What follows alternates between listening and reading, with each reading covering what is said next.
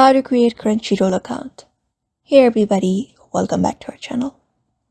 In today's video, we are going to learn how we can create Crunchyroll account. So without any delay, let's jump into the video.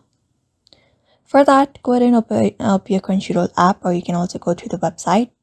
And once you are into that page, you'll be finding this login section with the create account option right below.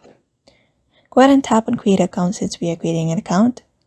And in order to create an account, you just need to enter up your email address in the first box and create up a password for yourself in the second one. After that, go ahead and agree to the terms and conditions, check mark this one right here.